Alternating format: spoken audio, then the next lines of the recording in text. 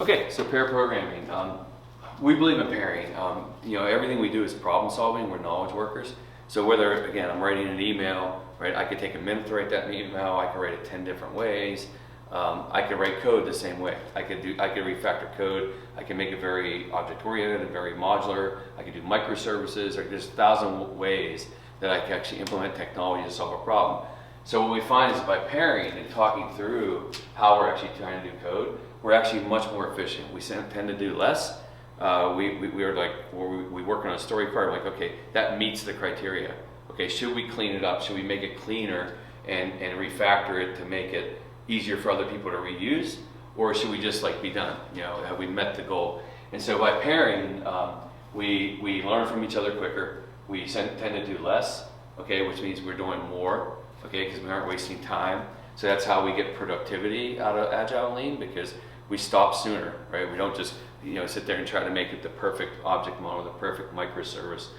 We actually say, well, I think that meets the requirements of the card. All the acceptance tests are passing. It's clean enough. It's good enough to ship, so let's ship it.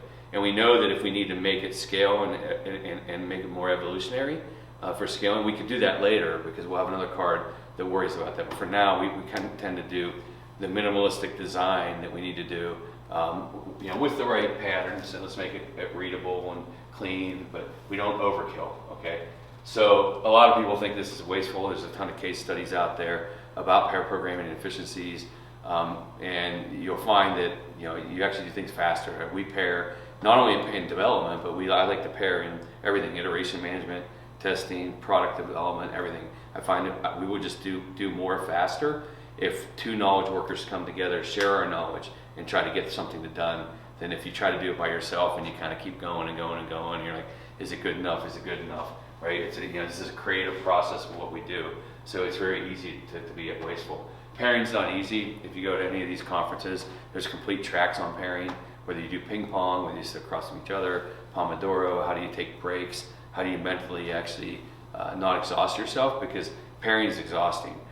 People who do pairing all day, when you go home, you'll kind of know they do pairing, because they're so exhausted from working a hard 40 and pairing and solving problems so fast that they don't do open source projects. You're like, okay, yep, I'm done coding for the day.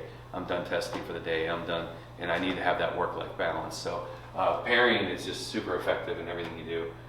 That's sometimes why we pair when we do these teachings, because we get better by doing it. So now let's talk about simple evolutionary design.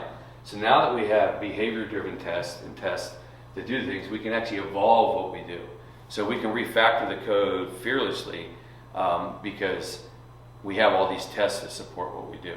And it's not that we have to design up front. I used to spend in my early developer days hours and hours and hours debating on the perfect object model, on the perfect design, and then we'd end up with a great UML diagram, unified modeling language, and we would really try to design it perfectly, think we had the perfect blueprint, we'd have the perfect outcome. And what we found is that because of automation now, we can actually evolve the design incrementally.